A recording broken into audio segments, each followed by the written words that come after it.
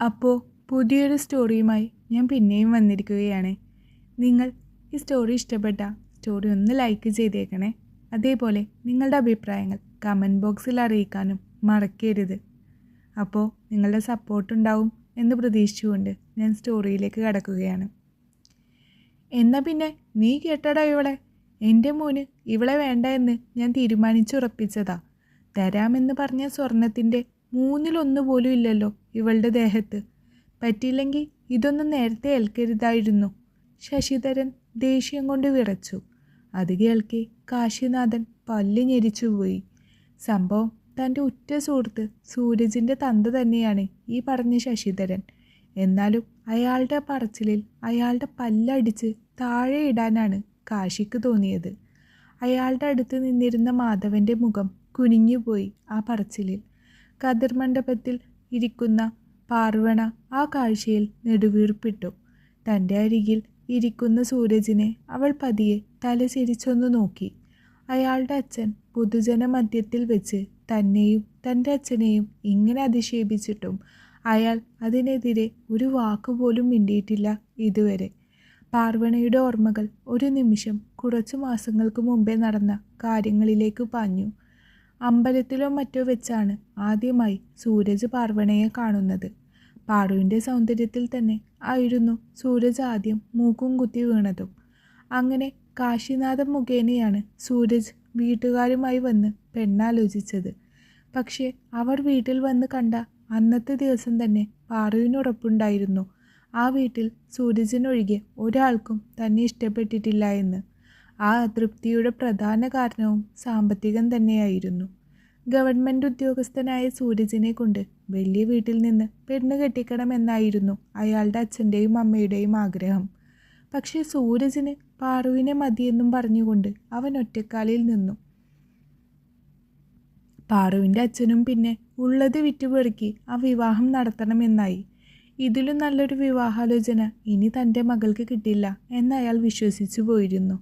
പക്ഷെ ആ വിവാഹം ഉറപ്പിച്ച അന്നു മുതൽ തുടങ്ങിയ സൂരജുമൊത്തുള്ള ഫോൺ സംഭാഷണങ്ങളിൽ നിന്ന് തന്നെ അവൾക്ക് ഏകദേശം മടുത്തു തുടങ്ങിയിരുന്നു. ഒരിക്കലും സൂരജ് തൻ്റെ ഇഷ്ടങ്ങളോ ആഗ്രഹങ്ങളോ ചോദിച്ച് മനസ്സിലാക്കാൻ ശ്രമിച്ചിട്ടില്ല.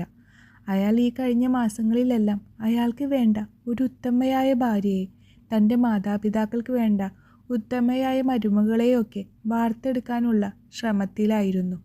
സൂരജിൻ്റെ അച്ഛൻ 50 പവൻ തൻ്റെ അച്ഛനോട് ആവശ്യപ്പെട്ടതാണ്. ഈ അവസാന നിമിഷം വരെ അച്ഛൻ അതിന് ശ്രമിക്കുകയും ചെയ്തു. കഴിഞ്ഞില്ല. തല താഴ്ത്തി ഒരു സദസ്സിന് മുമ്പിൽ നാണം കെട്ടി നിൽക്കുന്ന തൻ്റെ അച്ഛനെ കണ്ടപ്പോൾ അവൾക്ക് ചങ്ക് പൊട്ടി. താനിത് എവിടത്തുകാരനാടോ? സ്വർണം കൊണ്ടാണോ ഒരു പെണ്ണിന് വിലയിടുന്നേ? കാശി അണപ്പല്ല് ഞെരിച്ചുകൊണ്ട് ചോദിച്ചു. അവന് കൈധരിച്ചിട്ട് പാടില്ല അയാൾക്കിട്ട് 2 എണ്ണം കൊടുക്കാൻ. കാശിനാഥൻ്റെ അച്ഛൻ്റെ ഉറ്റ സുഹൃത്താണ് ഈ പറയുന്ന പാറുവിൻ്റെ അച്ഛൻ മാധവൻ. അച്ഛനും അമ്മയും നഷ്ടപ്പെട്ട് കണ്ണീരും കയ്യുമായി നിന്നിരുന്ന സമയത്ത് ആകെ അവനെ സഹായിച്ചിട്ടുള്ളത് മാധവനാണ്. അതിൻ്റെ നന്ദി എല്ലാ കാലത്തും കാശിക്ക് അയാളോടുണ്ട്. ആ ഒരു അവസ്ഥ താങ്ങാൻ കഴിയാഞ്ഞിട്ടാണെന്ന് തോന്നുന്നു മാധവന് പൊടുന്നതിന് ഒരു നെഞ്ചുവേദന വന്നു. അയാൾ ബോധം മറിഞ്ഞ് താഴെ വീണു. അച്ഛാ! ആ കാഴ്ചയിൽ പാറു ഇരുന്നിടത്ത് നിന്ന് ഓടിയിറങ്ങി അച്ഛൻ്റെ അരികിലേക്ക് വന്നു. സൂരജ് എന്തു ചെയ്യുമെന്നറിയാതെ തരിച്ചിരുന്നു പോയി. കാശിയാണ് മാധവനെ ഹോസ്പിറ്റലിൽ എത്തിച്ചത്. കൂടെ ശശിധരൻ ഉൾപ്പെടെ എല്ലാവരും ഉണ്ടായിരുന്നു. ആ ICUവിന് മുമ്പിൽ സർവം തകർന്നവളെ പോലെ ഇരിക്കുന്ന പാറുവിനെ കാണെ കാശിയുടെ നെഞ്ച് പിടച്ചു. കുറേ കാലം കാശി ഉള്ളിൽ കൊണ്ട് നടന്ന മുഖമാണ് അത് പാറുവിൻ്റെ. മാധവൻ തനിക്ക് തരുന്ന സ്വാതന്ത്ര്യം താൻ ദുരുപയോഗം ചെയ്തു എന്ന് ഒരു കാലത്ത് പറയാതിരിക്കാൻ വേണ്ടി മാത്രമാണ് അവൻ എടുത്തു കളഞ്ഞതാണ് പാറുവിനെ അവൻ്റെ മനസ്സിൽ നിന്ന്. അങ്ങനെയാണ് അവൻ സ്വയം പറഞ്ഞ് പഠിപ്പിച്ചിരിക്കുന്നത്. പക്ഷെ ഇപ്പോഴും കാശിയുടെ ഹൃദയത്തിൻ്റെ അടിത്തട്ടിൽ അവൾ മാത്രമേ ഉള്ളൂ. സൂരജും അവൻ്റെ അച്ഛനും അമ്മയുമെല്ലാം അന്യന്മാരെ പോലെ മാറി നിൽപ്പുണ്ട്. സൂരജിൻ്റെ നോട്ടം അപ്പാടെ പാറുവിലാണെങ്കിലും അവളുടെ അടുത്തേക്ക് പോവാനോ അവളെ ഒന്ന് സമാധാനിപ്പിക്കാനോ അവനും തയ്യാറായില്ല. ഇങ്ങനെ പഴം വിഴുങ്ങി നിൽക്കാതെ അതിനൊന്ന് സമാധാനിപ്പിക്കുകയെങ്കിലും ചെയ്യട ദ്രോഹി.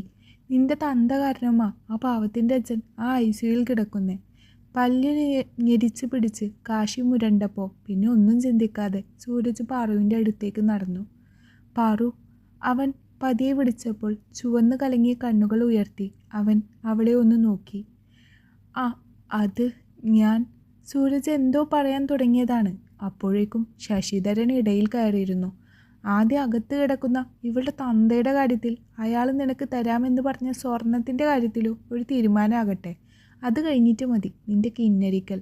അച്ഛൻ്റെ സ്വരം ഉയർന്നതോടെ ഉള്ളിലെ അമർഷ ഒതുക്കി പിടിച്ചുകൊണ്ട് സൂരജ് അപ്പുറത്തേക്ക് തന്നെ നീങ്ങി നിന്നു.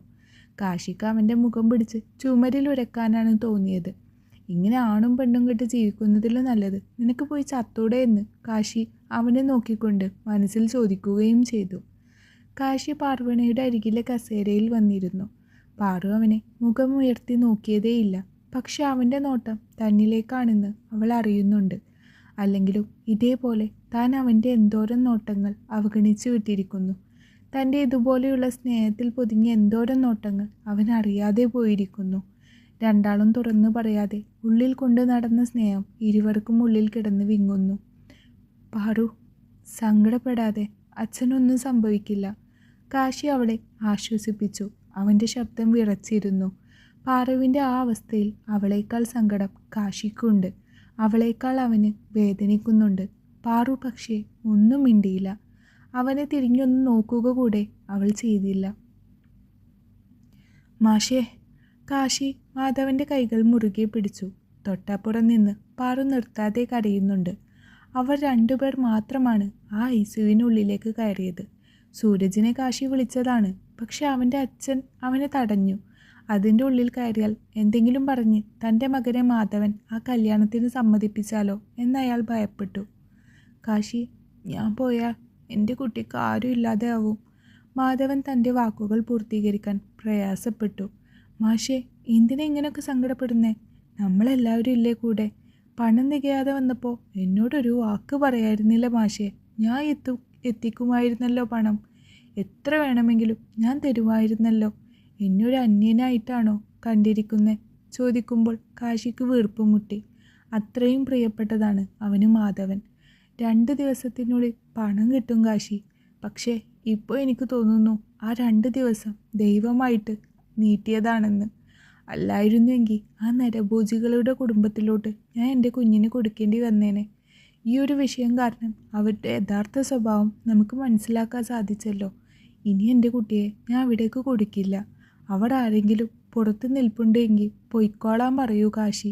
ഈ വിവാഹം ഇനി നടക്കില്ല എന്നറിയിച്ചേക്ക്. കാശി മാധവൻ്റെ വാക്കുകളിൽ ഞെട്ടിപ്പോയി. പക്ഷെ പാറുവിന് അത് വലിയൊരാശ്വാസം തന്നെയായിരുന്നു. അത്രമേൽ അവൾ ഈ വിവാഹം ഒന്ന് മുടങ്ങിയിരുന്നു എങ്കിൽ എന്ന് പ്രാർത്ഥിച്ചിരുന്നു. മാഷേ, വിവാഹം മുടങ്ങിയാൽ? കാശി പാതി വഴിയിൽ നിർത്തി. അവൻ അന്നേരം ആലോചിച്ചിരുന്നത് സൂരജിനെ പറ്റിയായിരുന്നു. കാശി, ചോദിക്കാൻ പാടുണ്ടോ എന്ന് എനിക്കറിയില്ല മോനെ. മോന് എൻ്റെ മോൾക്കൊരു ജീവിതം കൊടുത്തൂടെ? കാശിയും പാറുവും ആ ഒരു ചോദ്യത്തിൽ ഒരു നിമിഷം ഞെട്ടിപ്പോയി. അതേ പകപ്പോടെ ഇരുവരും മുഖാമുഖം നോക്കി. ഉള്ളിൽ കുമിഞ്ഞുകൂടി കിടക്കുന്ന സ്നേഹം ഇരുവരിലും നുരഞ്ഞു പൊന്തി. അച്ഛാ, പാറു വിങ്ങലോടെ അയാളെ നോക്കി. അച്ഛനോട് മോൾക്ക് ദേഷ്യമൊന്നും തോന്നരുത്. മോളൊരു ബാധ്യത ആയിട്ടല്ല. പക്ഷേ എനിക്കിപ്പോൾ തോന്നുന്നു ഇതാണ് നടക്കേണ്ടതെന്ന്. എൻ്റെ ഉള്ളിലിരുന്ന് ആരോ അങ്ങനെ പറയുന്നു. മാധവൻ പറഞ്ഞു നിർത്തുമ്പോൾ ഇനി എന്ത് വേണമെന്നറിയാതെ ഇരുവരും നിന്നുപോയി. അതിനെല്ലാം ഉപരി പുറത്തു നിൽക്കുന്നവരോട് ഇനി എന്ത് പറയും എന്നൊരു ചിന്തയായിരുന്നു അവർക്ക്. കാശിയും പാറുവും പുറത്തേക്കിറങ്ങി. സൂരജും വീട്ടുകാരും പുറത്തു തന്നെ ഉണ്ട്. അവർ തങ്ങളെ ഉറ്റുനോക്കുകയാണ്. പാറു തൻ്റെ മിഴികൾ അമർത്തി തുടച്ചു. എല്ലാവർക്കും പോവാം. ഈ വിവാഹം ഇനി നടക്കില്ല. സ്വരമിടറിയിരുന്നുവെങ്കിലും പാറു അത് കരയാതെ തന്നെ പറഞ്ഞൊപ്പിച്ചു. പാർവണ! സൂരജ് അവളെ പകപ്പോടെ നോക്കി. അത്രമാത്രം സ്വപ്നം കണ്ടതാണ് സൂരജ് അവളോടൊപ്പമുള്ള ആ ജീവിതം. സൂരജിനും അവർക്കൊപ്പം പോവാം. എൻ്റെ അച്ഛൻ്റെ ഇത്രമേൽ അവഹേളിച്ചിട്ടും ഒരു വാക്കുകൊണ്ടുപോലും അതിനെ എതിർക്കാതെ നിന്നിരുന്ന നിങ്ങളോട് എനിക്കൊരു സ്നേഹവും ഇല്ല സൂരജ്. പാറുവിൻ്റെ സ്വരം കൂടിക്കൂടി വന്നു. സൂരജ് ആ വാക്കുകളിൽ തടഞ്ഞു നിന്നുപോയി. എപ്പോഴും പതിഞ്ഞ സ്വരത്തിൽ അത്രമേൽ ബഹുമാനത്തിൽ സംസാരിക്കുന്നവളാണ് ഇപ്പോൾ മുഖത്തടിക്കും മട്ടിൽ കാര്യം പറയുന്നത്. നിനക്കിതെന്താ? നാടൊട്ടാകെ വിവാഹം വിളിച്ച് മുഹൂർത്തം വരെ എത്തിയ ഒരു വിവാഹമാണ് നീ ഇപ്പോൾ വേണ്ടെന്ന് വെക്കുന്നത്. സൂരജ് ദേഷ്യത്തോടെ പറഞ്ഞു. നിങ്ങൾ എന്നെ ആയിരുന്നില്ലല്ലോ ആവശ്യം. സ്ത്രീധനല്ലായിരുന്നോ? നിങ്ങളുടെയും വീട്ടുകാരുടെയും ആർത്തി തീർക്കാൻ പാകത്തിന് എൻ്റെ അച്ഛൻ്റെ കയ്യിൽ ഒന്നുമില്ല തരാൻ. പാർവണ പുച്ഛത്തോടെ പറയവേ സൂരജ് അവളുടെ അടുത്തേക്ക് ദേഷ്യത്തോടെ പാഞ്ഞു വന്നു. ഇതുവരെ അവളുടെ അച്ഛനെ പറഞ്ഞപ്പോൾ പൊള്ളാതെ ഇരുന്ന അവൻ്റെ ആണത്തം സ്വന്തം വീട്ടുകാരെ പറഞ്ഞപ്പോൾ പൊള്ളിയത്രേ. പൊടുന്നനെ കാശി അവളുടെ മുമ്പിലേക്ക് കയറി നിന്നു. സൂരജെ, നീ ഇപ്പോൾ പോവാൻ നോക്ക്. കാശി അവനോട് മുരണ്ടു. സൂരജിന് ദേഷ്യം നിയന്ത്രിക്കാൻ പറ്റുന്നില്ലായിരുന്നു. പക്ഷേ കൂട്ടുകാരനാണെങ്കിലും കാശി അവന് പേടിയാണ്. വെട്ടൊന്ന് മുറി രണ്ട് എന്നൊരു സ്വഭാവമാണ് കാശിക്ക്. അത് നന്നായി അറിയാവുന്നത് കൊണ്ട് തന്നെയാണ് സൂരജ് വീട്ടുകാരെയും കൊണ്ട് അങ്ങ് പോയത്. പക്ഷെ പാറുവിനെ എങ്ങനെയെങ്കിലും കാര്യങ്ങൾ പറഞ്ഞ് മനസ്സിലാക്കാം എന്നൊരു തോന്നൽ സൂരജിൻ്റെ ഉള്ളിലുണ്ടായിരുന്നു. സൂരജിൻ്റെ ആ ചിന്തക്ക് മുകളിൽ ആണി അടിച്ചുകൊണ്ടാണ് ആഴ്ച 2 തികയും മുമ്പേ കാശിനാഥൻ പാർവണയുടെ കഴുത്തിൽ താലി ചാർത്തുന്നത്. അതും മാധവൻ്റെ ആശീർവാദത്തോടു കൂടെ തന്നെ. കാറിൻ്റെ വിൻഡോ ഗ്ലാസ്സിലൂടെ പുറത്തേക്ക് നോക്കിയിരിക്കുകയായിരുന്നു പാർവണ അന്നേരം. പുറത്ത് സന്ധ്യ മയങ്ങാൻ തുടങ്ങിയിരുന്നു. ആകാശത്ത് ചെമ്പരത്തിപ്പൂ വിതറിയതുപോലെ ചുവപ്പ് പടർന്നിട്ടുണ്ട്. കാറിനുള്ളിൽ വല്ലാത്തൊരു നിശബ്ദതയായിരുന്നു. ഡ്രൈവിംഗ് സീറ്റിലിരിക്കുന്ന കാശിയുടെ ശ്രദ്ധ റോഡിലാണെങ്കിലും ഇടയ്ക്കിടെ അവൻ്റെ കണ്ണുകൾ തൊട്ടടുത്തിരിക്കുന്ന പാറുവിലേക്ക് നീളുന്നുണ്ടായിരുന്നു. കഴുത്തിലെ താലിയുടെ ഭാരവും നെറ്റിയിലെ സിന്ദൂരത്തിൻ്റെ ചുവപ്പും അവൾക്ക് ഇനിയും അപരിചിതമായി തോന്നി. അച്ഛൻ്റെ വാക്കിന്മേൽ സ്വന്തം മനസ്സിലെ പ്രാർത്ഥനയുടെ ഫലമായി സംഭവിച്ചതാണെങ്കിലും എല്ലാം എത്ര പെട്ടെന്നാണ് മാറിമറിഞ്ഞത്.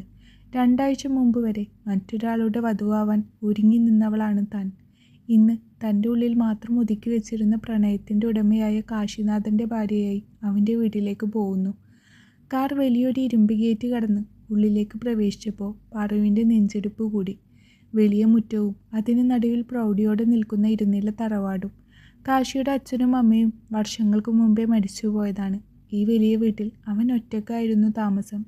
കാർ പോർച്ചിൽ വന്ന് നിന്നപ്പോൾ കാശി കാർ ഓഫ് ചെയ്തു. എന്നിട്ട് സീറ്റ് ബെൽറ്റ് ഊരി പാറുവിനെ ഒന്ന് നോക്കി. ഇറങ്ങിക്കോ പാറു. അവൻ്റെ ശബ്ദം ശാന്തമായിരുന്നു. അവൾ പതുക്കെ കാറിൽ നിന്ന് പുറത്തിറങ്ങി. പട്ടുസാരിയുടെ തലപ്പ് ഒതുക്കി പിടിച്ച് തല താഴ്ത്തി നിൽക്കുന്ന അവളെ വരവേൽക്കാൻ അവിടെ ആരും തന്നെ ഉണ്ടായിരുന്നില്ല. അതായത് ബന്ധുക്കൾ ആരുമില്ല. കാശിയുടെ വീട്ടിലെ പഴയ കാര്യസ്ഥൻ ശങ്കരേട്ടനും അടുക്കളയിലെ സഹായത്തിന് നിൽക്കുന്ന കല്യാണിയമ്മയും ഉമ്മറത്ത് കാത്തു നിൽപ്പുണ്ടായിരുന്നു.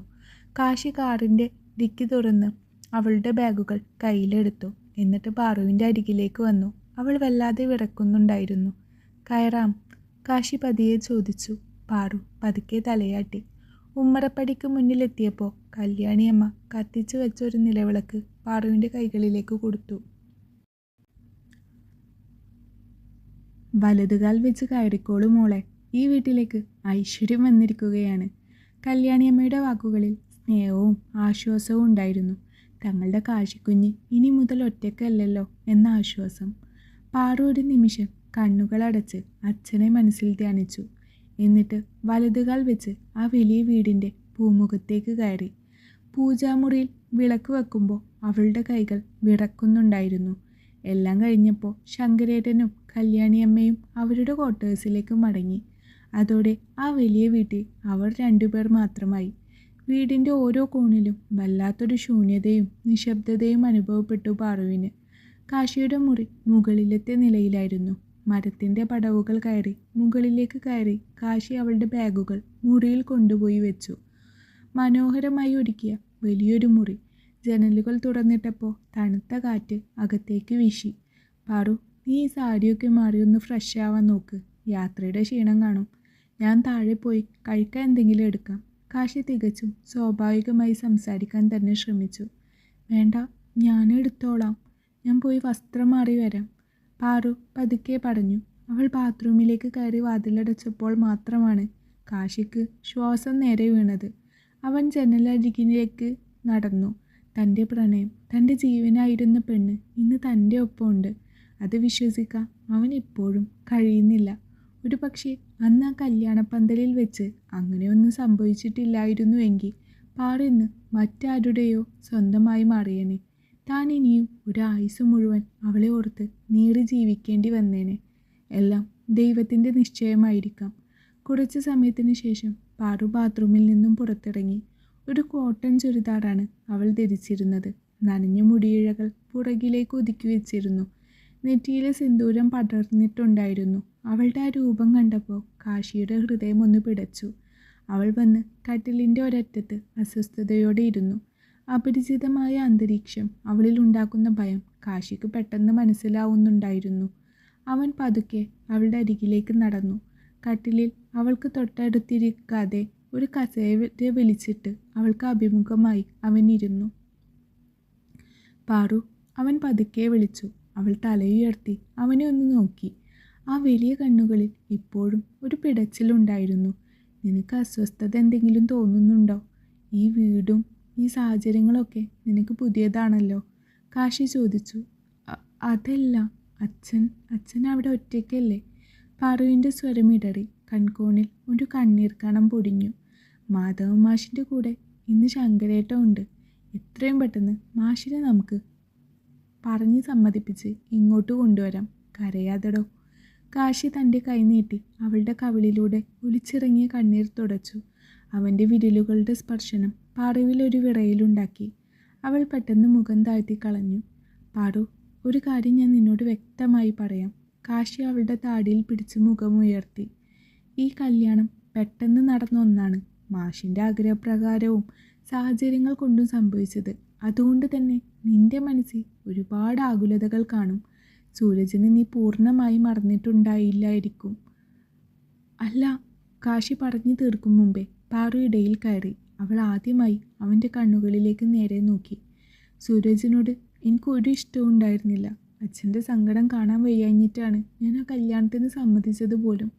എന്നേക്കാൾ സ്ത്രീധനത്തെ സ്നേഹിച്ച ആ മനുഷ്യനെ ഓർത്ത് എനിക്കിപ്പോൾ ഒരിറ്റ കണ്ണീർ പോലും വരാനില്ല. അതുകൊണ്ട് അവൾ പറഞ്ഞു നിർത്തി. അതുകൊണ്ട്? കാശി ആകാംക്ഷയോടെ ചോദിച്ചു. അതുകൊണ്ട് എന്നെ ഓർത്ത് കാശി വിഷമിക്കണ്ട. പക്ഷേ ഈ വീടും ഈ സാഹചര്യങ്ങളും എനിക്ക് കുറച്ച് സമയം വേണം. ഒരു ഭാര്യയുടെ കടമകളിലേക്ക് വരാൻ എനിക്ക്. അവൾ വാക്കുകൾ കിട്ടാതെ കുഴങ്ങി. കാശി മനോഹരമായി ഒന്ന് പുഞ്ചിരിച്ചു. അവൻ എഴുന്നേറ്റ് അവളുടെ അരികിൽ കട്ടിലിൽ വന്നിരുന്നു. പാറു, ഞാൻ നിന്നെ ഒന്നിനും നിർബന്ധിക്കില്ല. നിന്റെ മനസ്സും ശരീരവും എന്നെ പൂർണ്ണമായി അംഗീകരിക്കുന്ന ഒരു ദിവസം വരും. അതുവരെ നീ എൻ്റെ നല്ലൊരു കൂട്ടുകാരിയായി ഇവിടെ ജയിച്ചാൽ മതി. എനിക്ക് നിൻ്റെ സ്നേഹം മാത്രം മതി. അവകാശങ്ങൾ പിന്നീട് മതി. ഈ കാശിനാഥൻ നിന്നെ അത്രമാത്രം അവൻ സ്നേഹിക്കുന്നു എന്ന് പറയാൻ വന്ന വാക്ക് വിഴുങ്ങി. ഇപ്പോഴേ തൻ്റെ ഉള്ളിലെ പ്രണയത്തിൻ്റെ ആഴം പറഞ്ഞ് അവളെ ഭയപ്പെടുത്തേണ്ട എന്നവൻ കരുതി. നമുക്ക് താഴെ പോയി ഭക്ഷണം കഴിക്കാം, വാ. കാശി എഴുന്നേറ്റു. അവൻ നടന്ന് നീങ്ങുന്നത് നോക്കിയിരിക്കുമ്പോൾ പാറുവിൻ്റെ ഉള്ളിൽ ഒരു വലിയ ഭാരം ഇറങ്ങിപ്പോയതുപോലെ തോന്നി. തൻ്റെ സുരക്ഷിതത്വം അവൻ്റെ കൈകളിൽ ഭദ്രമാണെന്ന് അവൾക്കുറപ്പായി. അന്ന് രാത്രി ആ വലിയ വീടിൻ്റെ നിശബ്ദതയിൽ ജനലിലൂടെ അരിച്ചെത്തിയ നിലാവെളിച്ചത്തിൽ അവർ രണ്ടുപേരും ഒരേ കട്ടിലിൻ്റെ ഇരുവശങ്ങളിലായി കിടന്നു. പരസ്പരം സ്നേഹം തുറന്നു പറഞ്ഞിട്ടില്ലെങ്കിലും ഇരുവർക്കും അറിയാമായിരുന്നു അവരുടെ ഹൃദയങ്ങൾ തമ്മിൽ പണ്ടേ തുന്നിച്ചേർക്കപ്പെട്ടതാണെന്ന്. ഈ അപരിചിതത്വം മാറി പ്രണയത്തിൻ്റെ വസന്തം തങ്ങളുടെ ഇടയിലേക്ക് പെയ്യുന്ന ആ നാളുകൾക്കായി അവർ രണ്ടുപേരും കാത്തിരിക്കാൻ തുടങ്ങി.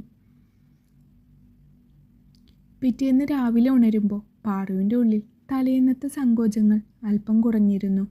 വേഗം ഒരുങ്ങു പാറു, നമുക്ക് മാഷിനെ കാണാൻ പോകണ്ടേ? കാശിയുടെ ചോദ്യം കേട്ടപ്പോഴാണ് അവളുടെ മുഖം പൂർണ്ണമായും തെളിഞ്ഞത്. അച്ഛനെ കാണാനുള്ള തിടുക്കത്തിൽ അവൾ വേഗം റെഡിയായി താഴേക്ക് വന്നു. ഭക്ഷണം കഴിച്ചു കഴിഞ്ഞ് അവർ രണ്ടുപേരും കാറിൽ കവലയിലേക്ക് തിരിച്ചു. വീട്ടിലേക്ക് കുറച്ച് പഴങ്ങളും മറ്റും വാങ്ങാനായി കാശി കവലയിലെ വലിയൊരു ഫ്രൂട്ട് സ്റ്റാളിന് മുന്നിൽ കാർ ഒതുക്കി. നീ കാറിലിരുന്ന പാറു, ഞാൻ ദേ ഇപ്പോൾ വാങ്ങിച്ചിട്ട് വരാം, കാശി പറഞ്ഞു. വേണ്ട, ഞാനും കൂടെ വരാം. ഇരുവരും കടയിലേക്ക് നടന്നു. കാശി ഫ്രൂട്ട്സ് തിരഞ്ഞെടുക്കുന്ന തിരക്കിലായിരുന്നു.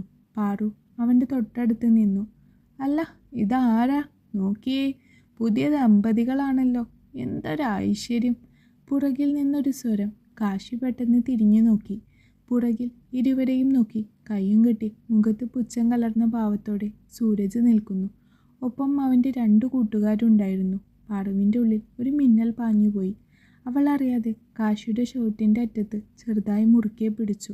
ഒരു കല്യാണം മുടങ്ങി 2 ആഴ്ച തികയുന്നതിന് മുമ്പ് തന്നെ അടുത്ത കല്യാണം താലികെട്ട് കഴിഞ്ഞു. ഇതൊക്കെ മുൻകൂട്ടി പ്ലാൻ ചെയ്ത നാടകങ്ങളായിരുന്നല്ലേ? സൂരജ് ശബ്ദം ഉയർത്തി ചോദിച്ചപ്പോൾ കവലയിലിരുന്ന ആളുകളുടെ ശ്രദ്ധ അങ്ങോട്ടേക്ക് തിരിഞ്ഞു. കാശി ഒന്നും മിണ്ടാതെ അണപ്പല്ല് കടിച്ചമർത്തി നിന്നു. അവൻ്റെ കൈകൾ ചുരുട്ടി പിടിച്ചിട്ടുണ്ടായിരുന്നു.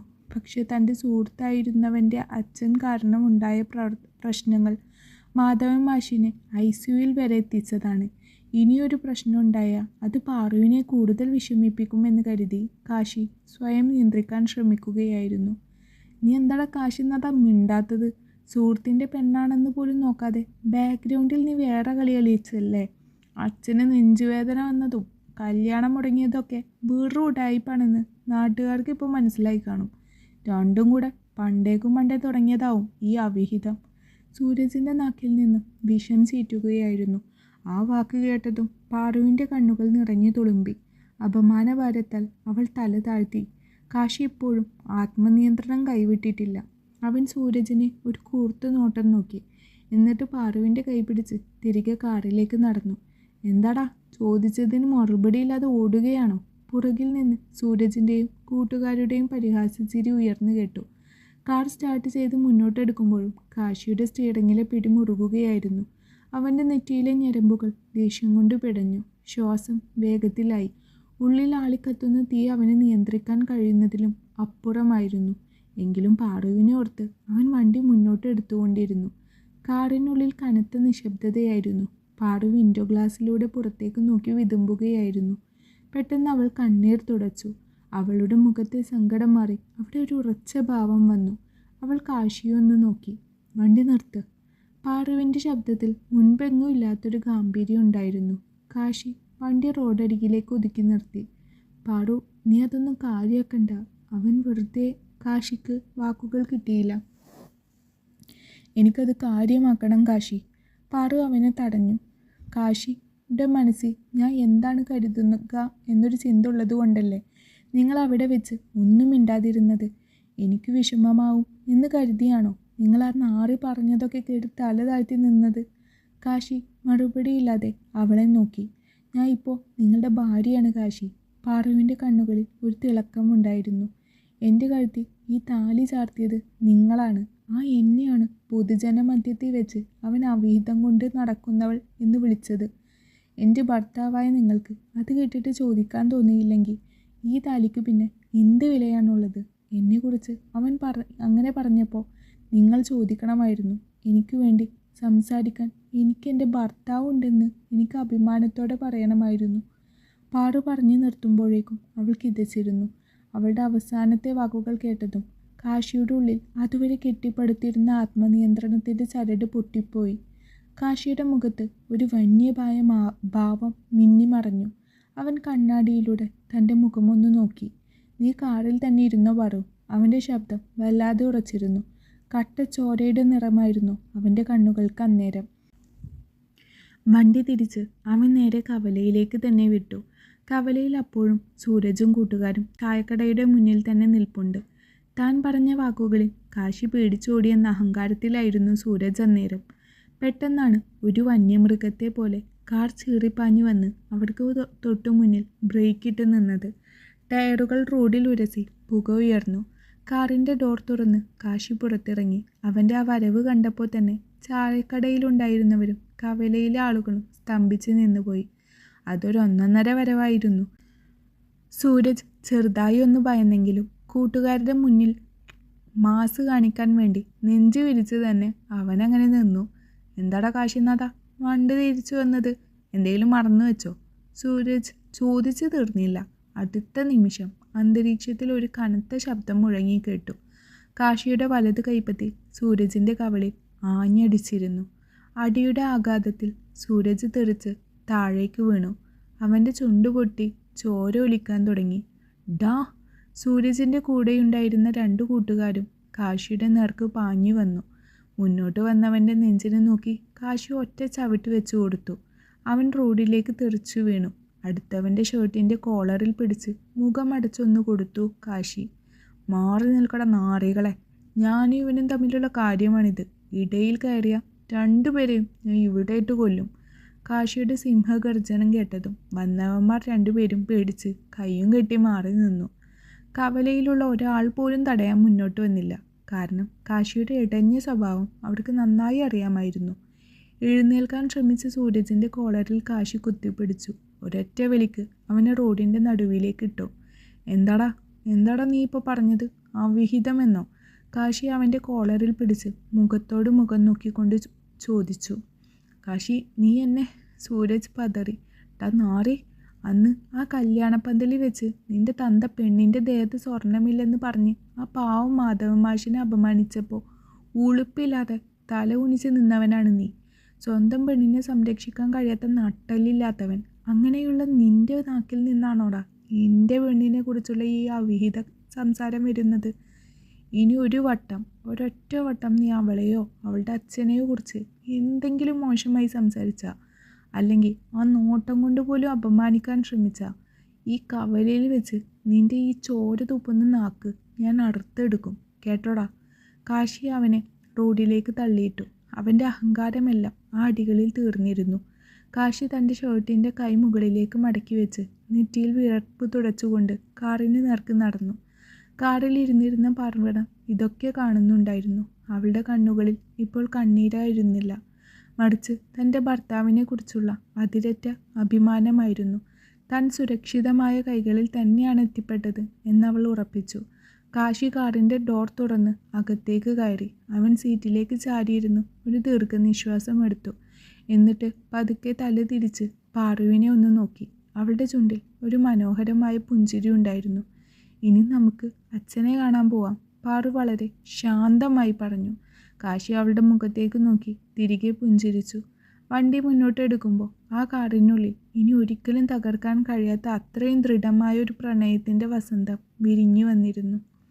വീടിനുള്ളിലേക്ക് കയറുമ്പോഴും കുറച്ച് മുമ്പ് കവലയിൽ നടന്ന സംഭവങ്ങളുടെ അലയൊലികൾ രണ്ടുപേരുടെയും മനസ്സിലുണ്ടായിരുന്നു.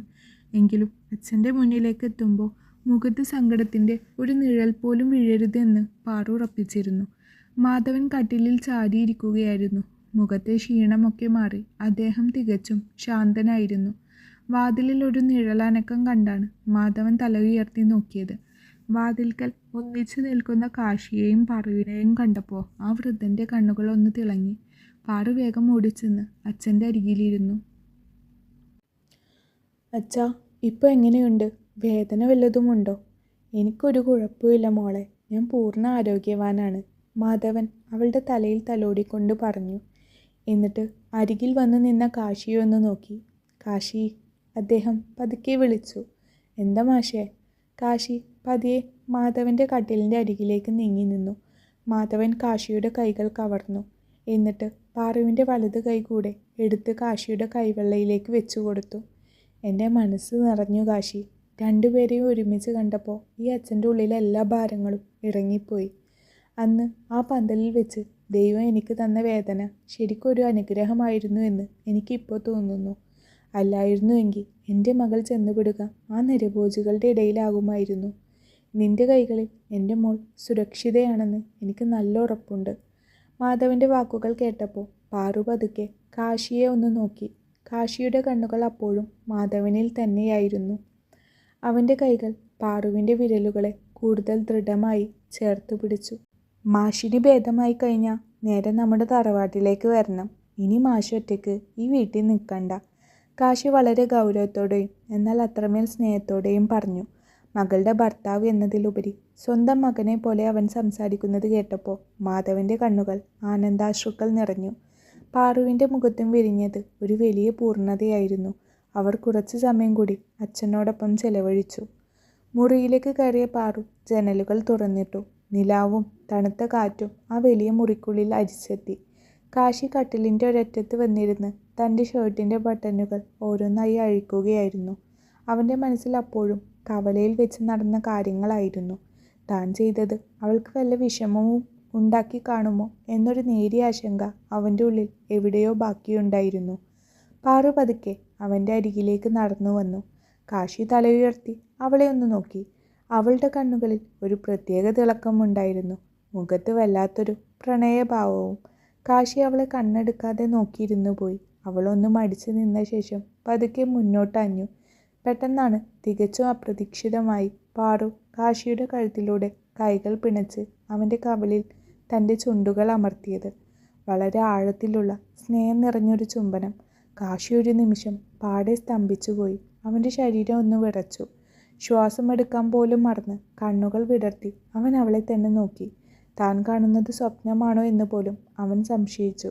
കാരണം കുറച്ച് ദിവസങ്ങൾക്ക് മുമ്പ് വരെ തന്നിൽ നിന്നും അകന്നു മാറി നിന്ന, ഒന്ന് നോക്കാൻ പോലും മടി കാണിച്ചിരുന്ന പാറുവാണ് ഇപ്പോൾ തന്നെ ചുംബിച്ചിരിക്കുന്നത്. അവൻ്റെ ആ പകപ്പ് കണ്ട് പാറുവിൻ്റെ ചുണ്ടിൽ ഒരു കള്ളച്ചിരി വിരിഞ്ഞു. അവൾ കൈകൾ പതുക്കെ പിൻവലിച്ച് അവനിൽ നിന്നും ഒരടി പുറകിലേക്ക് മാറി നിന്നു. പാറു, നീ? കാശിക്ക് വാക്കുകൾ കിട്ടാതെ കുഴങ്ങിപ്പോയി. അവൻ തൻ്റെ കവിളിൽ പതുക്കെ കൈവച്ചു. ഇത് കാശിനാഥന് തന്നതല്ല, പാറു തൻ്റെ പതുങ്ങിയ ശബ്ദത്തിൽ എന്നാൽ അത്രമേൽ സ്നേഹത്തോടെ പറഞ്ഞു. പിന്നെ?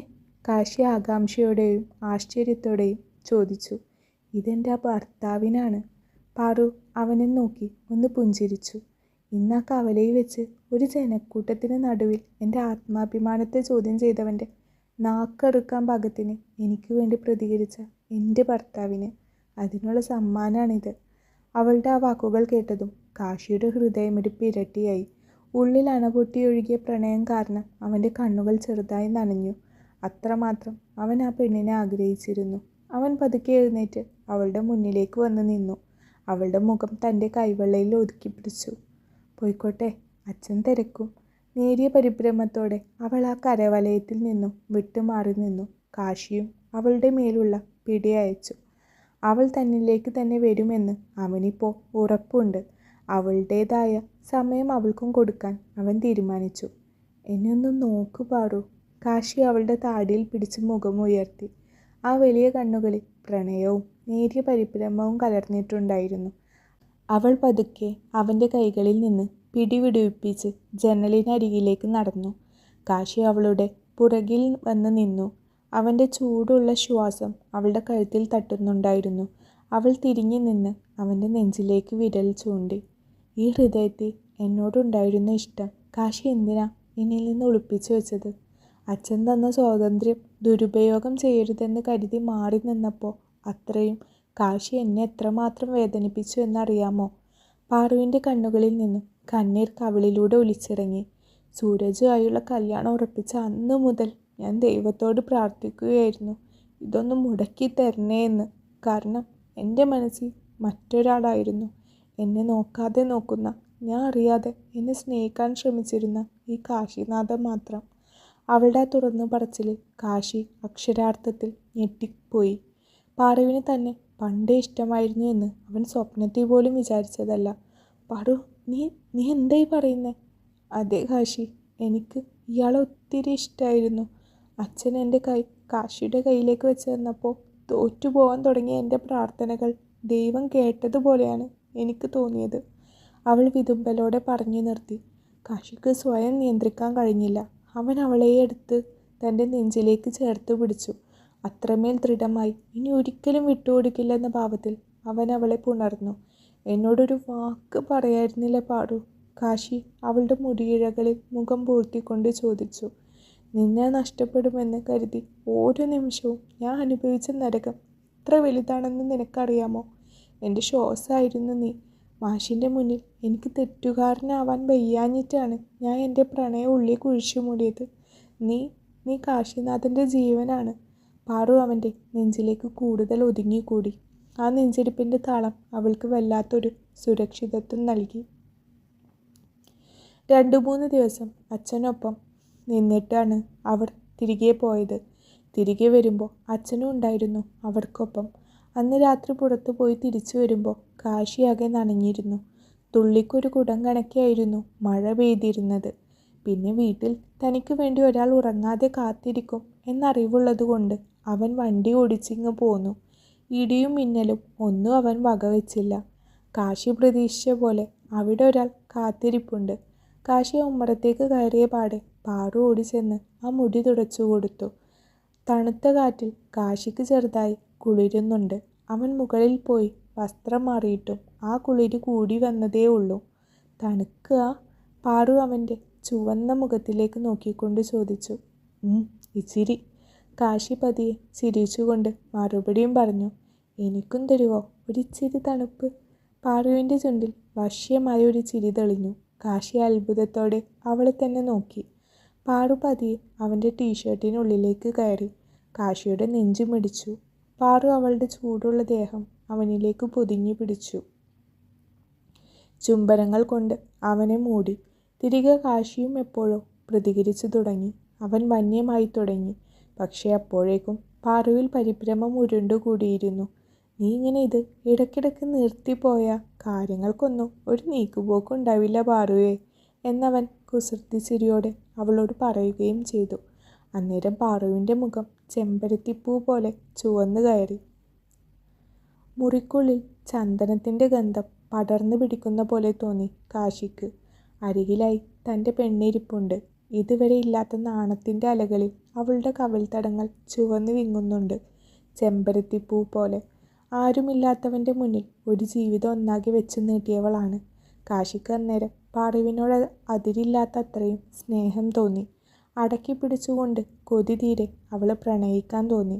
എന്താണ് പതിവില്ലാത്ത ഭാവങ്ങളൊക്കെ ഭവതിയുടെ മുഖത്ത്? ചെറുപുഞ്ചിരിയോടെ കുനിഞ്ഞുപോയ പാറുവിൻ്റെ മുഖം പിടിച്ചുയർത്തിക്കൊണ്ട് കാശി ചോദിച്ചു. മറുപടി ഒന്നും പറയാതെ ഇരിക്കുന്നവളിൽ പിന്നെയും പരിഭ്രമം കൂട്ടുന്നത് അവൻ അറിയുന്നുണ്ടായിരുന്നു. നമുക്കൊരിടം വരെ പോയാലോ? അവൻ പ്രതീക്ഷയോടെ അവളുടെ കണ്ണുകളിലേക്ക് ഉറ്റുനോക്കി. ഇപ്പോഴോ? പാറുവിൻ്റെ കണ്ണുകൾ വിടർന്നു. പിന്നല്ലാതെ. അവൻ കണ്ണ് ചിമ്മിയൊന്ന് ചിരിച്ചു. മണ്ണിൽ മുളങ്കാലുകൾ നാട്ടി ഉയരത്തിൽ വൻമരത്തിൻ്റെ ശിഖരങ്ങൾക്കിടയിൽ കെട്ടിപ്പടുത്ത ഒരു ഏറുമാടം. ചുറ്റും വൻമരങ്ങൾ. അതിൻ്റെ ചില്ലകളിൽ നിന്നും കാട്ടുവള്ളികൾ പടർന്നു കയറിയിരുന്നു. വള്ളികളിൽ അത്രയും മഞ്ഞ നിറമുള്ള പൂക്കൾ പൊട്ടിവിടർന്നിരിക്കുന്നു. അതിൽ നിന്നും വമിക്കുന്ന സുഗന്ധം. അടിയിൽ മെത്ത പോലെ അടുങ്ങിക്കുടുങ്ങിയ കരിയിലകൾ. പാറു ചുറ്റും നോക്കി അമ്പരന്ന് നിന്നു. തനിയെ കയറില്ലേ? കാശി പാറുവിനെ നോക്കി പുരികം ഒന്ന് ഉയർത്തി. ഇതിൻ്റെ മേപ്പെട്ടേക്കോ? അവളുടെ കണ്ണ് വിടർന്നു. അതെ. അവൻ ചെറുതായി ഒന്ന് മൂളി. സാരിയും വലിച്ചു ചുറ്റിക്കെട്ടി അതിൻ്റെ മുകളിലേക്ക് കയറി വന്നപ്പോഴേക്കും പാറു അല്പം കിതച്ചു പോയിരുന്നു. ഓരോരോ വട്ടുകളെ! അവൾ ഇരു കൈകളും ഇടുപ്പിൽ കുത്തി നിന്നുകൊണ്ട് കിതച്ചു. പുറകെ കയറി വന്ന കാശി ചെറുതായൊന്ന് ചിരിച്ചു. നിലാവിൻ്റെ വെളിച്ചത്തിൽ അവൾക്ക് ജ്വലിക്കുന്ന പോലെ തോന്നി കാശിക്ക്. അന്നേരമാണ് പാറു ചുറ്റും ഒന്ന് നോക്കുന്നത്. മുല്ലപ്പൂമാല കോർത്തു കെട്ടി ഏറുമാടത്തിൻ്റെ 3 ഭാഗവും ചുവരുകൾ തീർത്തിരിക്കുന്നു. ഇരുഭാഗങ്ങളും കത്തിച്ചു വെച്ച റാന്തൽ വെളിച്ചം. വാഴയിലകൾ അടുക്കി വെച്ച് ഏറുമാടത്തിൻ്റെ നിലം ചെറിയ മെത്ത പോലെ ഒരുക്കിയിരിക്കുന്നു. മേൽക്കൂരയില്ലാത്തതിനാൽ വിണ്ണിൽ തെളിഞ്ഞു നിൽക്കുന്ന നക്ഷത്രങ്ങൾ തനിക്കൊരു വിരൽ കൊണ്ട് തൊടാൻ പറ്റുന്ന അത്രയും അടുത്താണെന്ന് തോന്നി പാറുവിന്. പ്രിയപ്പെട്ടവൻ്റെ നേർത്ത ശ്വാസം തന്നിലേക്ക് പതിയുന്നതറിയവേ പാറു അവൻ്റെ നെഞ്ചിലേക്ക് ചാടി നിന്നു. എന്താണ് മോനെ ഉദ്ദേശം? അടക്കി പിടിച്ച ചിരിയോടെ പാറു പതിയെ ചോദിച്ചു. ഒന്ന് പ്രണയിക്കപ്പെടണം. പറ്റുമോ? കാശി നേർത്ത സ്വരത്തിൽ ചോദിച്ചു. മറുപടി ഒന്നും പറയാതെ നിൽക്കുന്നവളെ തനിക്കരികിലേക്ക് ചായ്ച്ചു കിടത്തിക്കൊണ്ട് അവൻ മാനം നോക്കി പതിയെ മൂളി. പാറു അവനിലേക്ക് ഒന്നുകൂടെ ചേർന്ന് കിടന്നു. പാതിരാക്കാറ്റിൽ അവൾക്ക് കുളിരുന്നുണ്ടായിരുന്നു. ഹൃദയത്തിൻ മധുപാത്രം നിറയുന്നു സഖിനീയൻ പാടുന്നതിനൊപ്പം തന്നെ അവൻ അവളിൽ ആധിപത്യം സ്ഥാപിച്ചു തുടങ്ങിയിരുന്നു. തൻ്റെ കണ്ണുകളിൽ തന്നെ നോക്കി പാടുന്നവനെ അവൾ മിഴികൾ ചിമ്മാതെ നോക്കിക്കിടന്നു. ഇടയ്ക്കിടെ അവനിൽ നിന്നും കടിഞ്ഞാൻ അറ്റു വീഴുന്ന കുഞ്ഞു ചുംബനം പൂക്കൾ ഒരു സമയം കഴിഞ്ഞപ്പോഴേക്കും തനിക്കരികിൽ കിടക്കുന്നവളിൽ നിന്നും വമിക്കുന്ന ഗന്ധവും അവളുടെ ചെറുമൂളലുകളും വന്യതയിലേക്ക് വഴിമാറിയിരുന്നു. പ്രിയതമൻ്റെ മുഖത്ത് തെളിഞ്ഞു വരുന്ന അടക്കാനാവാത്ത ആഗ്രഹം കാണവേ അവൾ ഇരു കൈകളും വിടർത്തി അവനെ തന്നിലേക്ക് ക്ഷണിച്ചു കഴിഞ്ഞിരുന്നു. അന്നേരം അവൻ അവൾക്ക് ഒരു പുതുമഴയായി മാറി. വരണ്ടു കിടക്കുന്ന മണ്ണിലേക്ക് പെയ്ത പുതുമഴയിൽ അവൾ ആദ്യം കുളിർന്നു. ഇടയ്ക്കെപ്പോഴോ മഴയുടെ രൂപം മാറി. ആർത്തലച്ചു പെയ്യുന്നവനെ അവൾ ഭൂമിയെപ്പോലെ തൻ്റെ ഉള്ളറകളിലേക്ക് അടക്കി പിടിച്ചു. പ്രണയം കരകവിഞ്ഞൊഴുകി. പുതുകാവ്യങ്ങൾ ശരീരത്തിൽ മുട്ടിടുമ്പോൾ ഇരുവരും അവരുടേത് മാത്രമായ ലോകത്തായിരുന്നു. മാനം കുളിർന്നു. മഞ്ഞുകണങ്ങൾ ഇരുവരുടെയും ദേഹത്തേക്ക് ഇറ്റുവീണു. കണ്ണൻ അവൾക്ക് പുതപ്പായി മാറി. അവൻ്റെ വിരിഞ്ഞ നെഞ്ചിൽ അവൾ പതുങ്ങിപ്പോയി. അറിയാനും അലയാനും ഇനിയും ഒരുപാട് ബാക്കി വെച്ച് ഇരുവരും ഒരു ശരീരമായി നിദ്രയിലേക്ക് വീണു. അവസാനിച്ചു. സൂര്യകാന്തി. നിങ്ങൾക്ക് ഈ സ്റ്റോറി ഇഷ്ടപ്പെട്ടിട്ടുണ്ടെങ്കിൽ ദയവ് ചെയ്ത് വീഡിയോ ഒന്ന് ലൈക്ക് ചെയ്തേക്കണേ. അതേപോലെ നിങ്ങളുടെ അഭിപ്രായങ്ങൾ കമൻറ്റ് ബോക്സിൽ അറിയിക്കാനും മറക്കരുത്. നിങ്ങളിപ്പോൾ സ്റ്റോറിയൊക്കെ വായിക്കുന്നത് ഒരു ചിരി കുറഞ്ഞിട്ടുണ്ടോ എന്നൊരു സംശയം എനിക്കുണ്ട്. അതുകൊണ്ട് പ്ലീസ് സപ്പോർട്ട്. വീഡിയോ ഒന്ന് ലൈക്ക് ചെയ്യണം, അതേപോലെ കമൻറ്റും ചെയ്യണം. നിങ്ങൾക്ക് ഏത് തരത്തിലുള്ള സ്റ്റോറിയാണ് വേണ്ടത് എന്നുള്ളത് ജസ്റ്റ് ഒന്ന് കമൻറ്റ് ചെയ്തേക്കണേ. അതുമായി ഞാൻ പെട്ടെന്ന് ഇങ്ങ് വരാം. അപ്പോൾ നിങ്ങളുടെ സപ്പോർട്ട് ഞാൻ പ്രതീക്ഷിക്കുന്നുണ്ട്. Thank you.